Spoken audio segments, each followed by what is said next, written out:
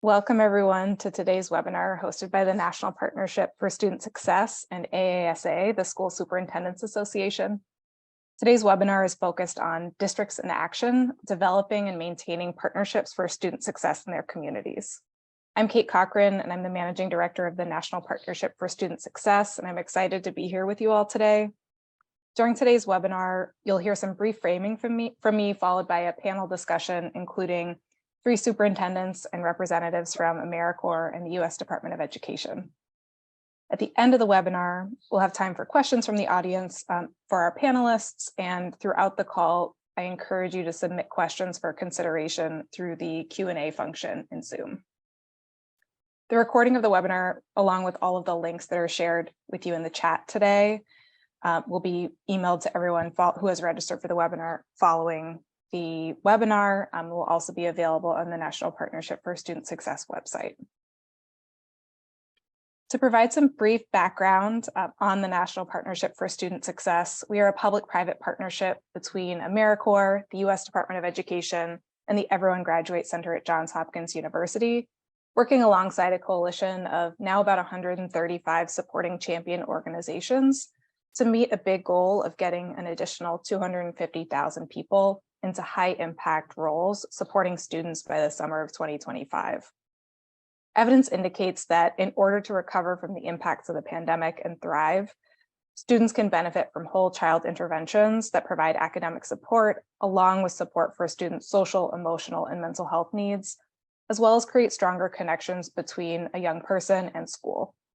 We at the National Partnership for Student Success are particularly focused on the 5 types of people-powered and relationship-driven student supports that you see on my screen, including tutoring, mentoring, student success coaching, post-secondary transition coaching, and wraparound or integrated student support coordination. Each of these roles has research behind it, indicating that if done well, they can result in a range of positive impacts for young people. We believe there's a unique opportunity presented by American Rescue Plan investments for schools, districts, states, and communities to invest in getting these types of supports set up in their communities. And we know that partnerships between schools or districts and others in their community or providers of these types of supports are often crucial to making this work. Earlier this year, the National Partnership for Student Success Support Hub at the Everyone Graduates Center at Johns Hopkins launched a District Partnership Toolkit that was developed in partnership with AASA, Education Council, the Center for Education Market Dynamics, and the National Student Support Accelerator that offers guidance and resources on identifying, designing, and delivering these types of additional supports to students. Similarly, we recently released a set of voluntary quality standards for tutoring, mentoring, success coaching, post-secondary transition coaching, and wraparound or integrated student supports that is meant in part to serve as a tool to help school and district leaders identify quality supports that align with student needs in their community. Next, I'm excited to introduce our panel of speakers who will be joining us today. I'm very excited for this group. First, Dr. Brian Kreisman is Superintendent of Fleming County Schools in Northeastern Kentucky and the 2020 Kentucky Superintendent of the Year. He has previously served as a high school teacher, instructional technologist, middle school assistant principal, middle school principal, high school principal, and an assistant superintendent for administrative services and instructional support. Next, Dr. Andy Forlis is a superintendent at Mesa Public Schools, a former student in the district. In 2017, she joined Mesa Public Schools as the assistant superintendent of teacher and learning, and later served as deputy superintendent. Throughout her career, she has used strategic thinking to ignite meaningful learning for students and adults and believes deeply in the power of public education and its impact on social cohesion. Next, I want to welcome Dr. Lupita Hightower, who is the superintendent of Tolson Elementary School District, a position she has held for the past 12 years. Dr. Hightower was recognized as Arizona Superintendent of the Year in 2023. She was also named National Latinx Superintendent of the Year by the Association of Latino Administrators and Superintendents, and is a Cox Communications Hispanic Heritage Awardee. Next, welcome Joaquin Tamayo, Former high school teacher and principal, Joaquin is Chief of Staff in the Office of the Deputy Secretary at the U.S. Department of Education. Previously, Joaquin was a Senior Policy Advisor at Education Council, co-founded and was National Director of the Middle School Kindness Challenge at Stand for Children, served in the Obama administration, and was also a member of President Obama's My Brother's Keepers Federal Task Force. And finally, welcome Tara Wallen, who is Expanded Learning and Partnerships Fellow and Advisor on Education at AmeriCorps, where she helps oversee the agency's portfolio of education programs and serves as a key partner for our work in the National Partnership for Student Success. She began her career as an AmeriCorps member teaching high school in Jefferson Parish, Louisiana, and since then has worked as a district administrator, a federal policymaker, and in the nonprofit and advocacy space. She spent 5 years at the U.S. Department of Education and has been a longtime advocate for building bridges to support student success. Welcome to this excellent panel. I'm really excited for this conversation, and I'm looking forward to kicking off our conversation with a question for you, Joaquin. So Joaquin, the pandemic has really highlighted the range of student needs, not just academic, a range of student needs and not just academic needs. Are there things that we have learned about how schools, out of school time programs, and other learning environments can be designed and work together to better meet students' integrated academic, social, emotional, physical, and mental health needs? Thank you so much, Kate, for the question, and thanks to everybody for joining the webinar, for being interested and or involved already in the National Partnership for Student Success, and really appreciate all of my co-panelists and devoting time to this important conversation. That's a really good question. So as the Deputy Secretary likes to remind us at the Department of Education and wherever she travels, educators who've been in the classroom, who've worked with students, both in schools and out of school and in other ways, we didn't need a pandemic to remind us about the importance of making sure that our young people experience a holistic environment in which they can learn and grow, including before, after school experiences, summer experiences, and all the other wraparound supports that are necessary for their success, both in school and in life.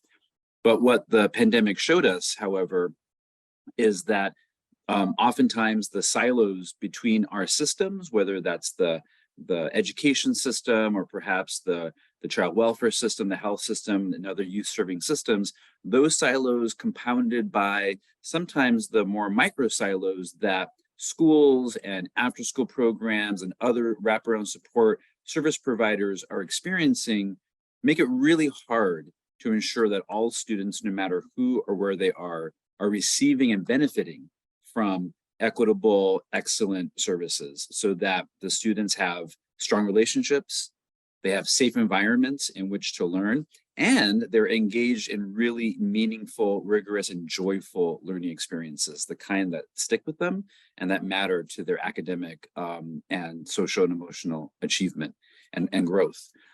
So all that to say, what we've been seeing at the Department of Education over the last 2 years since we've been in office in this administration, and through all of the travels with the Deputy Secretary of Education, is that school districts, schools, and communities that are doing this, I would say, most well, have devoted time and resources to making sure that there is leadership. There are actual people, either at the district office, certainly at the school site, and then also in connection with their provider organizations, who are regularly connected to make sure that they are designing the context and designing the access points for students, for parents, and for others, so that young people experience as much of a one-stop shop as possible, and their parents and families. That they are collaborating together, they are working together to streamline processes, so that you don't have a young person or a family member who has to go to multiple different people, multiple different offices, taking lots of time and energy in order to get some basic services and supports for their child. When we do that, tremendous barriers are set up. And then you end up with the bell curve, right? Where some kids and some families can get what they need, but a lot of them don't.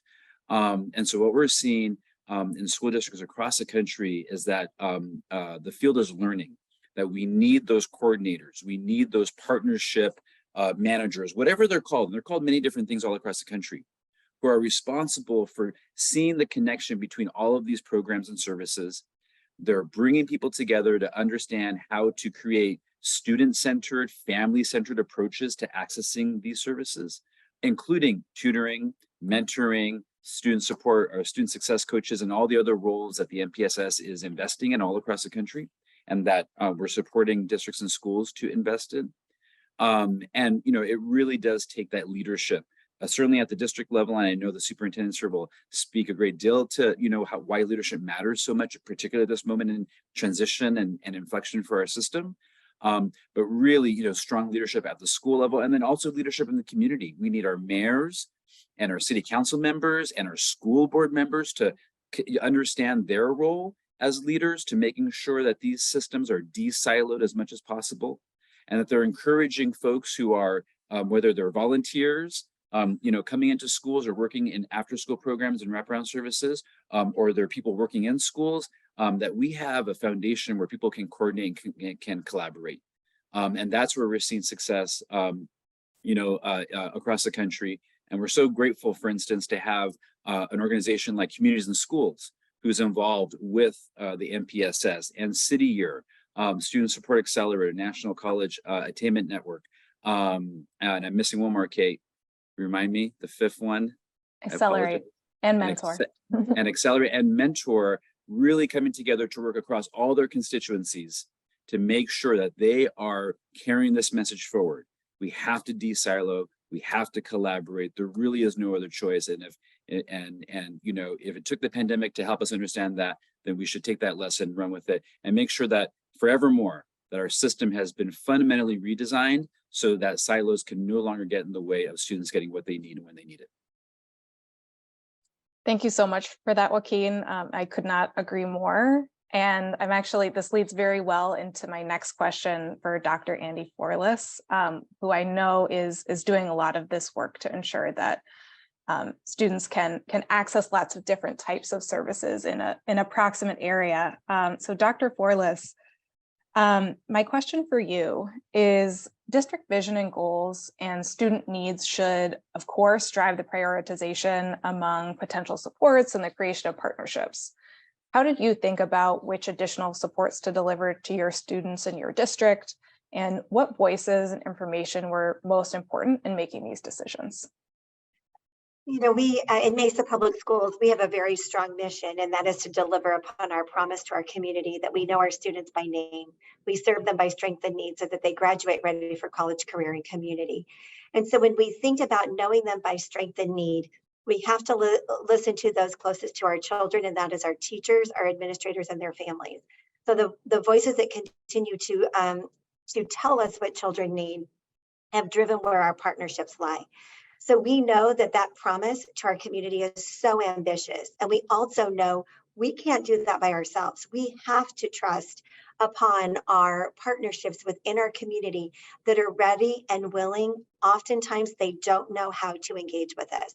And I think to Joaquin's point is that you have to have leadership in your district and in your community that is willing to listen to the needs, but also willing to put together systems that make sense for our organizations to deliver on the needs of our children. So some of our examples, we have a strategic goal. In order to deliver upon that promise, we have 5 strategic goals, right? So one of them is engaging our community. So to engage our community is to tell our story, to tell the story of what our students need. So that has led us to very strong partnerships around mental health, because we have non-profit providers within our community. Well, they're waiting for families and children to come receive the services. That can be a barrier for families. So we've opened up space within our school that we have agreements where those nonprofit organizations are coming into our schools so that we have the least amount of disruption of student instructional time, and making sure that there's more opportunity for access to those critically needed programs. The other is after school care, and Joaquin talked a bit about this. We know that learning doesn't happen just between our bell schedule of 8 o'clock and 3 o'clock. Learning happens all of the time, and we need to make sure that children are in safe learning environments before school and providing them after school as well. We also know that we can't do that on their own. So we have experts in the field. We have the Boys and Girls Club. We have a nonprofit called ICANN. We are partnering with them. They are bringing their programs into our schools and providing them in our buildings. What's also amazing is that many of our teachers are the staff in those programs. So we have continuity of learning. We have continuity of relationships. So that is very impactful. The other is a partnership with higher education. So we know that we've got a teacher shortage. We know that we need to change what learning needs to look like. That means we need research, and we also need avenues to further funding. So partnering with a public school system and higher education is a great recipe for understanding the research arm through our higher ed, and then also applying for grants with a joint mission to serve our children in our communities. So when we talk about partnerships, we're thinking about all the things that our kids need. And it is my job, my leadership team's job, is to constantly be looking on who are we going to bring in, who are we going to welcome into our organization to help us deliver upon our goal, our strategic goals that have some very strong key performance indicators. But most importantly, it's building the relationships and making sure that our children know that we are listening to them, that our families know that we are listening to them, and that we are seeking out those partnerships that are going to further family goals as well as school level goals. Do you have more about that, Kate? I don't know if I got through all of it. That was perfect. Thank you so much, Dr. Forlis. And I really love in particular your focus on keeping student and family wants and needs at the center of your design process, and also thinking creatively about the diverse range of stakeholders in your community, in your region, who might be crucial to this work. Thank you so much for sharing. They are in the community. And to Joaquin's point, I just want to say we have a director of community partnerships. And that is critical so that we make sure that they are all working in alignment with one another. So thank you, Kate. Thank you. My next question is for Dr. Brian Kreisman. Brian, I know you've engaged in quite a bit of this work as well in your district, and I'm hoping that you can share some more with us about this experience. Specifically, we know that stakeholder groups who may care deeply about the success and well-being of young people often end up working in silos, which can limit their ability to share promising practices, lessons learned, and collaborate around shared challenges. Joaquin spoke to this a bit at the beginning of our conversation. What examples in your work have you seen of people overcoming barriers and breaking down silos to collaborate? Yeah, and Kate, that's a great question. Any organization has that tendency to go into silos if you're not very careful, right? It's just no matter. I'm not necessarily. I don't necessarily believe it's a human nature to go into silos, but it happens. So one of the things that we really try to do here is we really focus on these face-to-face meetings. Like every Monday morning here at the district office, I meet with all staff, including principals at the school level. Do the same thing, not necessarily on Monday mornings, but after school, they hold meetings where everyone's at the table helping to make these decisions. Here in Kentucky, we've got a unique model. We have something called site-based decision councils, where they're made up of teachers and parents.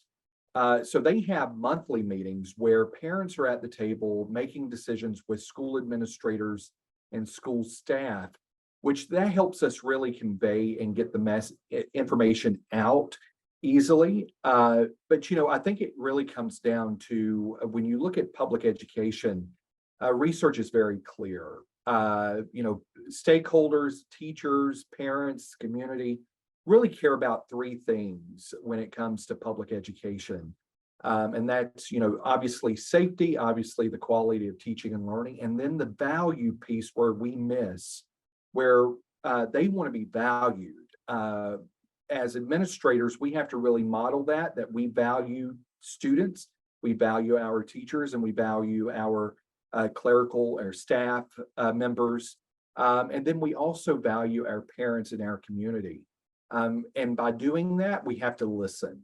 And we have, instead of talking all the time, we just have to stop and we have to listen. And one of the things that we do here in Fleming County is we have a local accountability model where we are evaluating ourselves, holding ourselves accountable based on stakeholder input. How well are we doing? How well are we valuing you as a stakeholder here in Fleming County? So we really prioritize those connections. And if we're not doing a great job, Kate, of tearing down those silos, the data will tell us.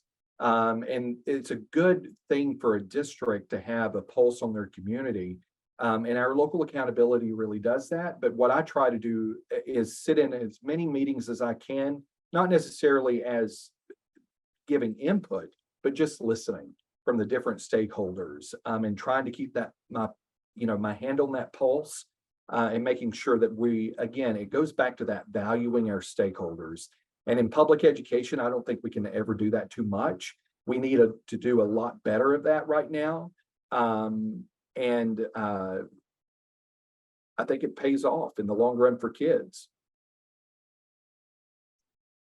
Thank you so much, Brian. And I completely agree. And I think these were some great examples of how really listening to the community and students, teachers, parents can have such a crucial impact on your day-to-day work in your district. Next, I want to turn to a slightly different question for Dr. Lupita Hightower, but a crucial question around quality.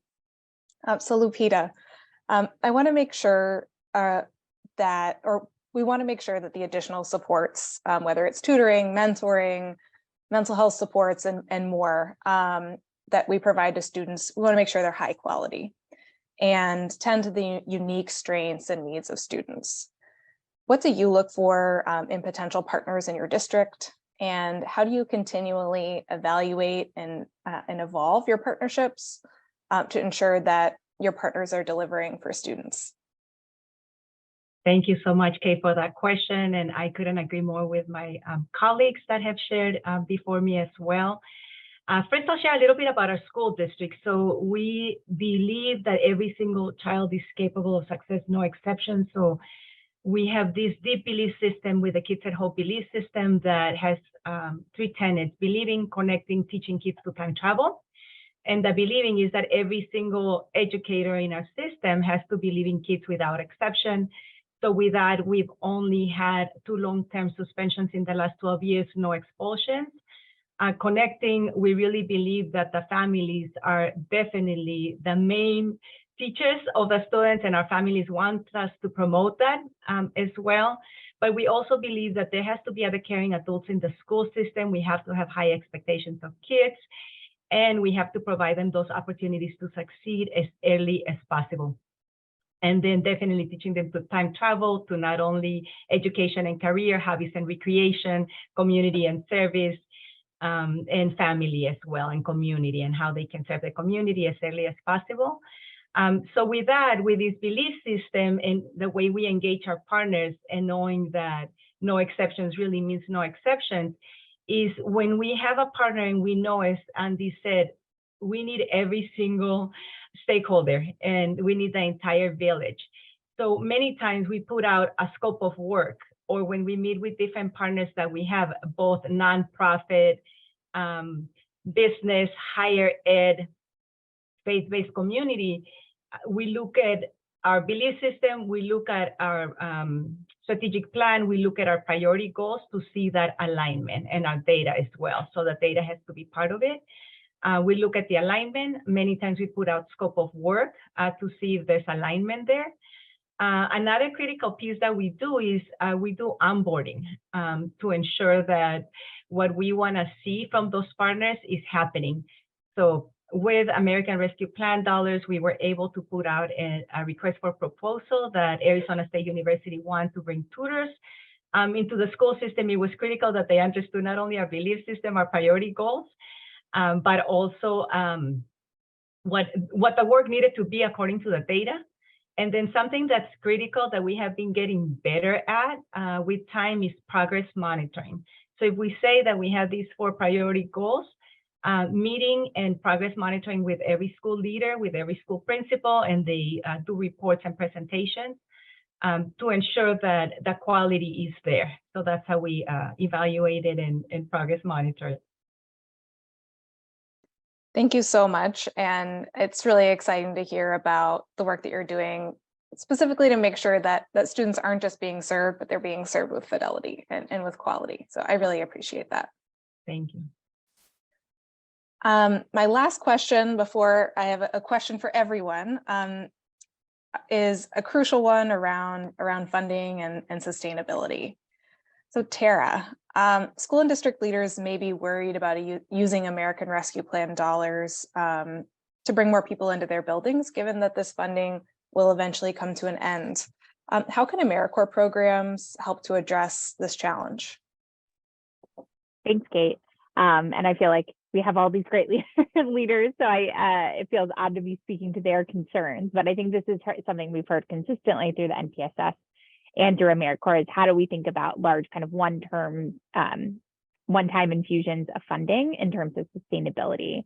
And I think ultimately we know students have high needs now, and we need to be doing everything we can to get resources to them. And we need to have one eye turned towards the future and think about sustainability. So I think to Dr. Hightower's point, I think one important piece of this is whether it's in formal research, whether it's in progress monitoring, but certainly informed by both data and community input, how are we gathering information right now about what's working and what we want to sustain moving forward, and frankly, what things we might not want to sustain, right? So I think the first step is really how do we identify what's high impact, what's evidence-based moving forward.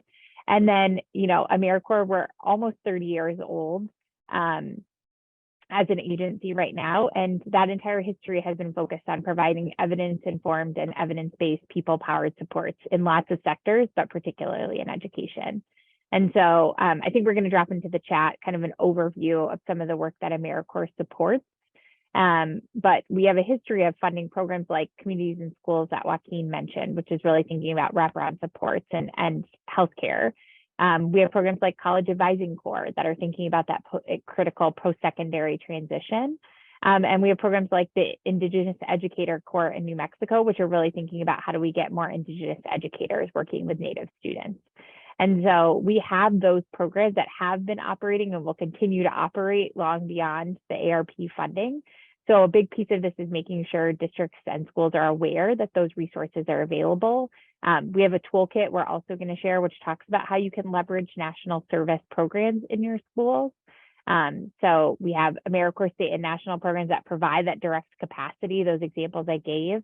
We have something like AmeriCorps Vista, which is really about capacity building. That's about bringing an AmeriCorps member in to help you think about building community partnerships, or fundraising and identifying funding you might need to maintain activities, or building out training and curriculum that are particular to your school and your community's context.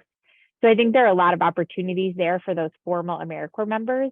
But the other thing I think I heard almost every leader mention is AmeriCorps also supports volunteer roles. So foster grandparents, for example, we have thousands of foster grandparents that are going into schools and early learning centers multiple days a week and serving as both positive role models for students. They're supporting educators, not displacing educators or staff, but they're giving them extra people-powered support to help them in their classroom. And they're really benefiting the seniors who get a lot of that experience for their own health and well-being as well. So I think my big takeaway is think about identifying what's working, and then think about how there might be various pots of federal money or state money that maybe you haven't looked at before. Maybe you haven't thought about drawing in AmeriCorps, or you haven't thought about drawing on funds from the Department of Labor, but you're doing a lot of college and career ready focused work. There's probably some labor funding that can be used for that purpose. Thank you, Tara. It's always good to hear about the range of resources that are available through AmeriCorps with some creative thinking. Before we go into a question for each panelist, I do want to remind participants that our Q&A section is open. And after this next question, we will have some time for a couple questions from our panel. So I encourage you, if you do have questions, please enter them into the Q&A feature via Zoom so that we can ask them. So my next question is really for the full panel. So I'm hoping that we can go in the same order, starting with Joaquin, ending with Tara.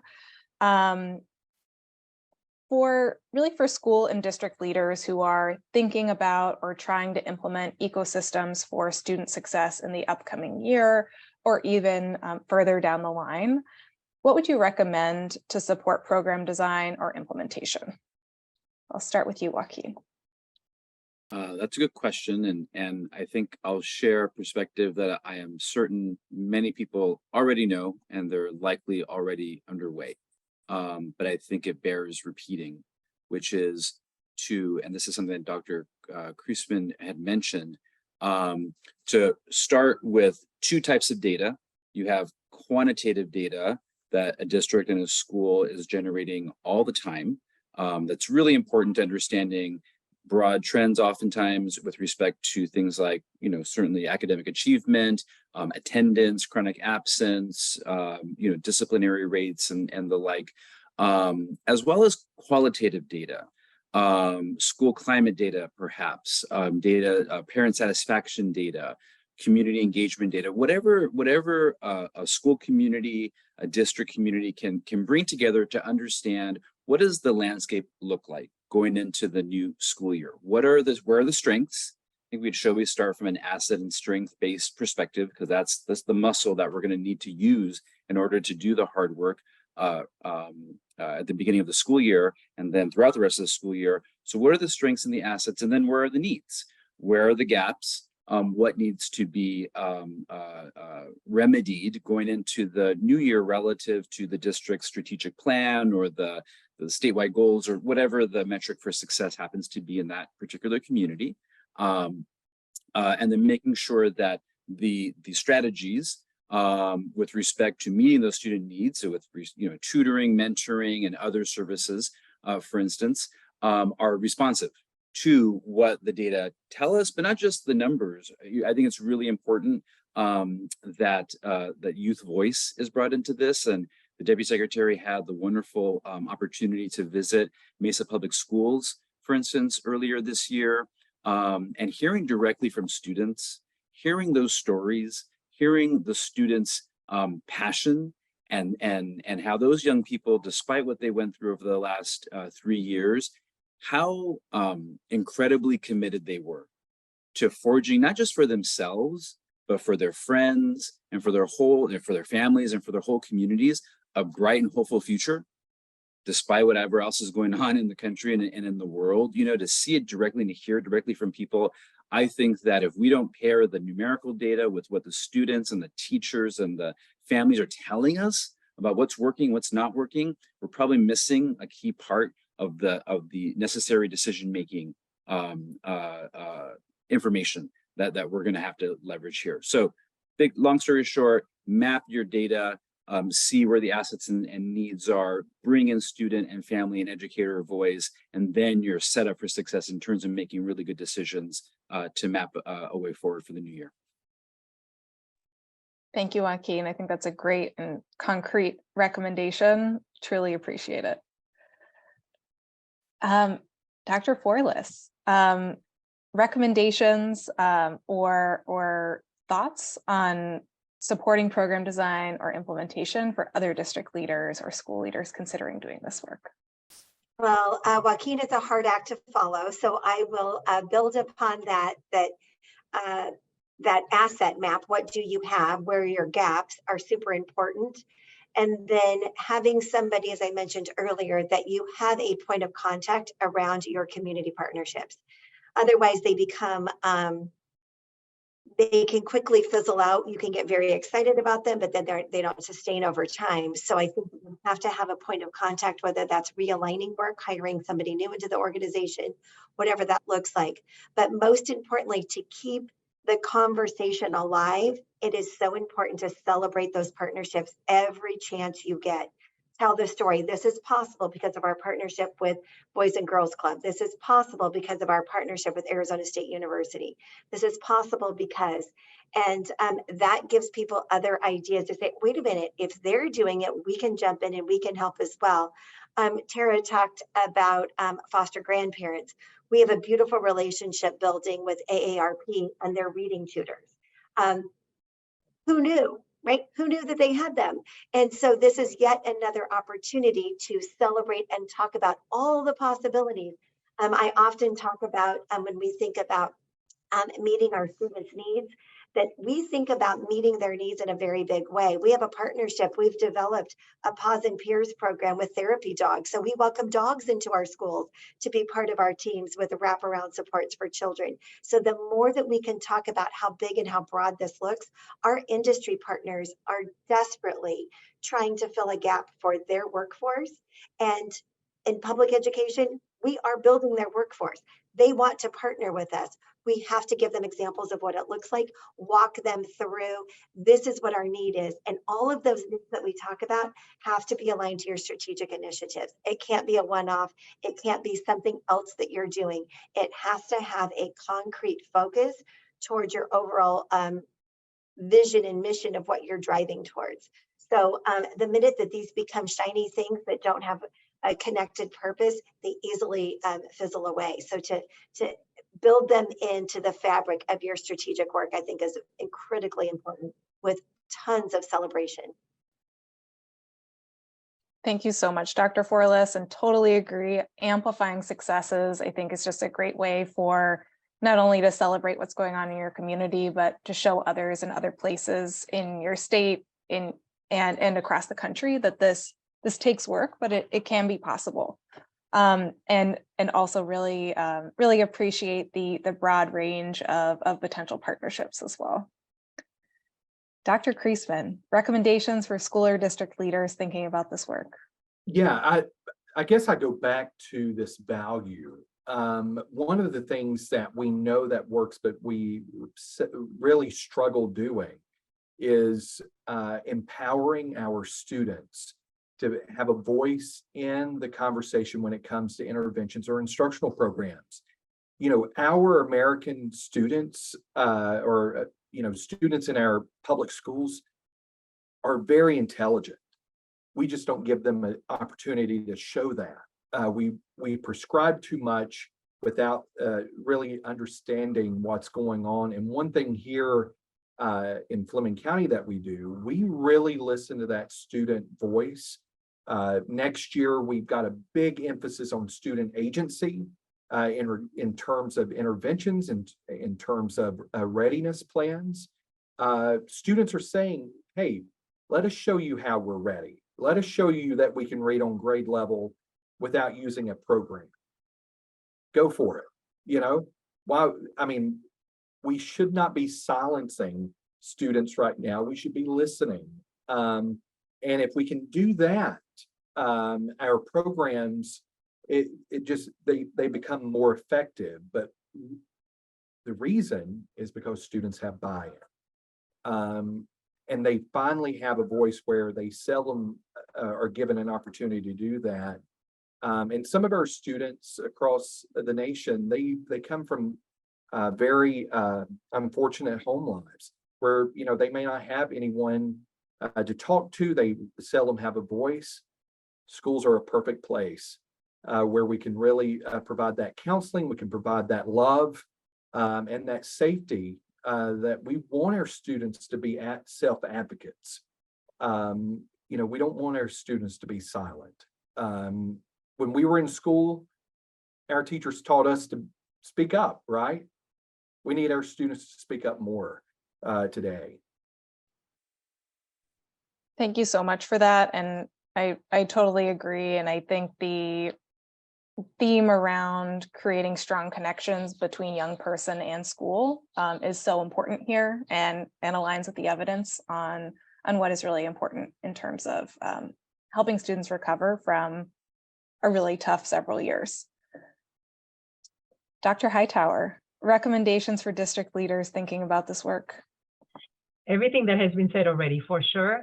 And then in addition to that, there's just so many opportunities that could be leveraged, but you do need the leadership or a contact person that can leverage a lot more that maybe is not happening in the school district, that would be aligned to the needs assessments, to the priority goals. And then in addition to that, for us, we're really interested in knowing, because we are an elementary school district, seeing the success of our students as they move on to high school and beyond.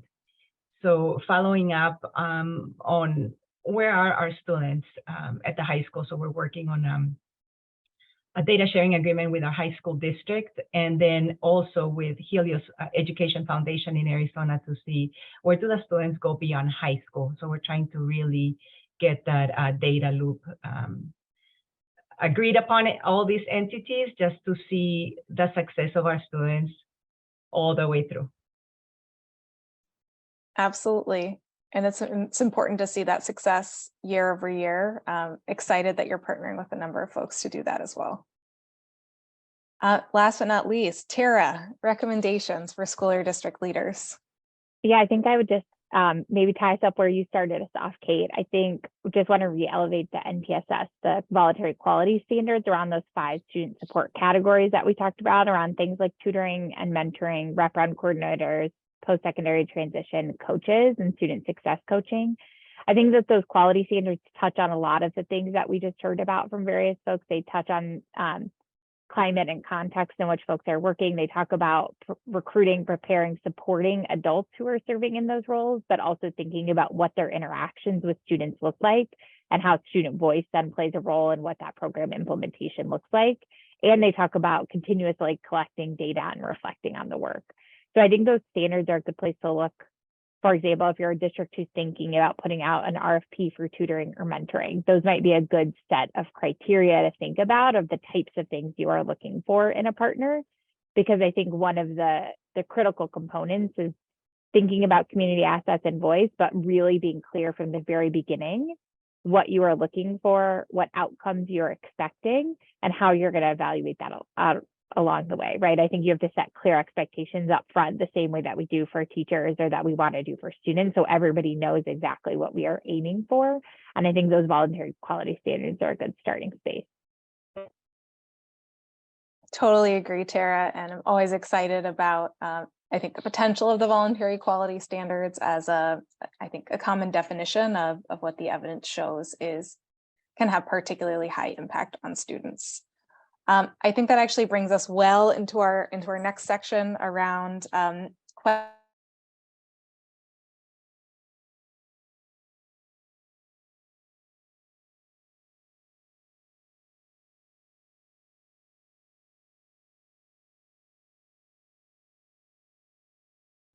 quality evaluation and out of school time. I do want to highlight that the voluntary quality standards could apply to an in-school setting or out of school time. I'm happy to follow up, and I think we can include this in our follow-up email to everyone who's registered, the voluntary quality standards, and some information there.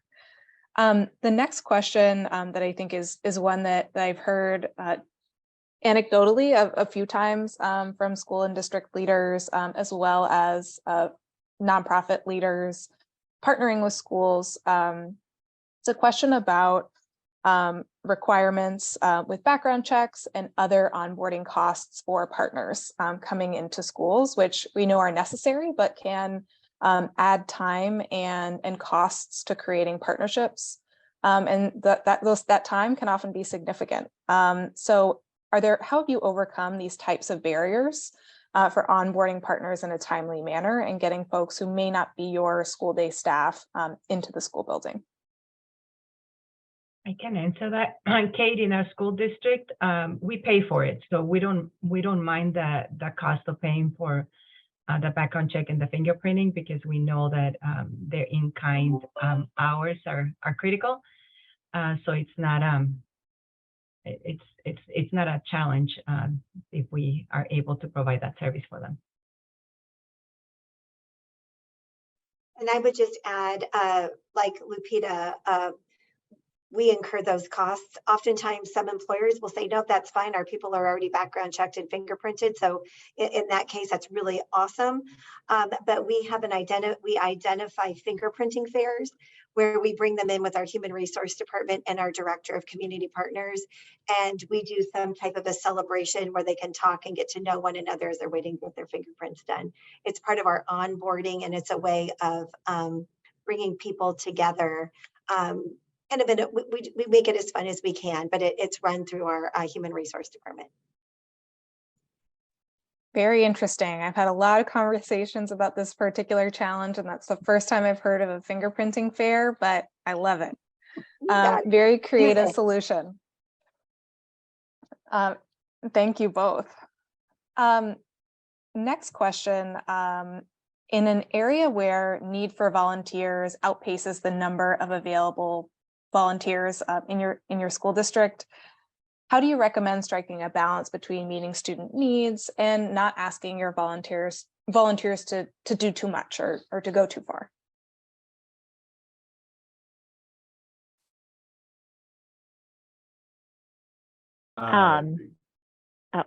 Go ahead. Sorry, I was gonna say, I'm not a district leader, but just wanted to throw out one quick resource. I think it's important to think about what adults in your community might want to engage, but have not been identified to you as an available volunteer. So we were talking about foster grandparents earlier. I think that's a perfect example of a lot of students may have a grandparent at home who's not necessarily working or not necessarily engaged as a volunteer. And a lot of things may go to parents or extended family, but like, how do you actually reach out and welcome those people in? Or we often talk about missing students, and I always say they're not missing. Someone in their community knows where they are, even if they're not at school. And so how do you find who those key community sources are? And we'll share in the chat, but AmeriCorps runs something called the Volunteer Generation Fund, which is actually about building that capacity to set up systems to recruit and support volunteers. So others should weigh in on what you do before you have that full set of volunteers, but I also think there has to be a push to continually identify new sources of people power and bring more volunteers into the system. I'll just say quickly, we are a K-12 system. And so we have high school students that we are embracing as volunteers into our junior highs and to our elementary schools. In the state of Arizona, students can earn what is called a service learning diploma seal of distinction. And so for so many years, we've been pushing them out into the community to volunteer. So we are bringing them inside of our school district to do their service hours inside of our school district, oftentimes outside of their particular school, so they can see a wider range of their impact. But we've got, so that's helping with that burden of overburdened volunteers. Our students then become working towards something, which is that diploma seal of distinction. I love that, and a great example of another way to give younger students or high school students exposure to the field of education, meaningful volunteer opportunities while also benefiting younger students. Dr. Kreisman, did you? Oh, sorry, go ahead, Sarah. I was just gonna say what another source I think similar to that is maybe expanding how we think about volunteers, but another good potential source is if you have higher ed partners or corporate partners near you. I think corporate volunteers, thinking strategically about how to deploy those folks, but also for higher ed, thinking about students that receive federal work study. Their work study placement could be in your K-12 or your early learning center to help with some of this. And so think about making connections with your higher ed partners as well.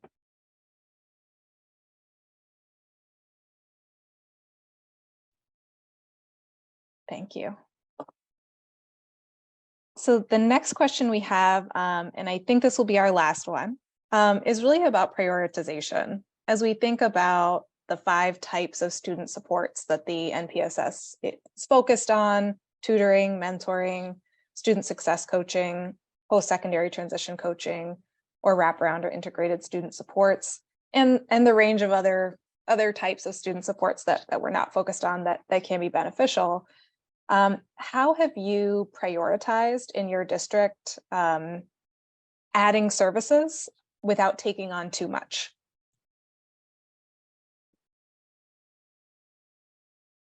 Kate, I can share how we started with caring adults in our school system. So every school leader interviews every single one of the students on the campus, and our campuses are around 700-800 students. And they find out who the caring adult is in the school. And it could be the secretary, it could be a teacher, it could be a counselor, it could be sometimes humbly myself, which is such an honor. And then we work with a teacher to find out, does it need to be a strategic caring adult as far as like sitting down and coming up with goals on how to increase their Lexile score, or is it more sitting down for breakfast or lunch with them and then come up with a plan? So that's something that we started years ago that was successful, and then we could move on to other partnerships with higher ed, bringing peer mediators, bringing the ASU tutors. So, but that was a way that students felt that they could share who the caring adult was, build a connection, and then depending on the need of the student, create a plan, strategic or more just to build that connection and that relationship. Incredibly helpful. Other thoughts on that last question before we close things out? And I will just, oh, sorry, go ahead, Dr. Borlas. I was just going to say what I shared earlier is making sure that it is connected to your strategic goals of your district. And so wherever you see that, where you see the most natural match, start first. Completely agreed. And I was just about to say, from the perspective of the National Partnership for Student Success, that's what I would recommend as well. The one additional thing I would consider is considering who in your community, what infrastructure in your community already exists that might be able to support this work, to see if there are places where, if partnering, it could be done fairly easily. That may help, may influence your decision about what to take on first, or whether it's possible to take on more than one thing. So with that, I really want to thank each of our panelists for such a great discussion today, and for taking time out of what I know are incredibly busy schedules for everyone on this call to really share about your experiences, your expertise, and concrete examples about what you've done in your district to make partnerships work successful. And I'm excited about that we're able to share this at a national level with folks who are interested in doing this type of work around the country, or may already be doing it and looking to improve. I also really want to thank our co-host at AASA for being such an excellent collaborator and convener, not only for this webinar, but on our broader work to develop our District Partnership Toolkit, and the broader work of the National Partnership for Student Success to get more people into evidence-based student support roles. And finally, I want to thank all of our participants for attending today. I really hope the information that was shared was informative and helpful in thinking about potential partnerships in your own schools and districts. We really hope that you stay engaged in the work of the National Partnership for Student Success, and I encourage each of you to visit our website at partnershipstudentsuccess.org to learn more about how to get involved, including free technical assistance opportunities for schools and districts. Thank you so much, and have a great rest of your day.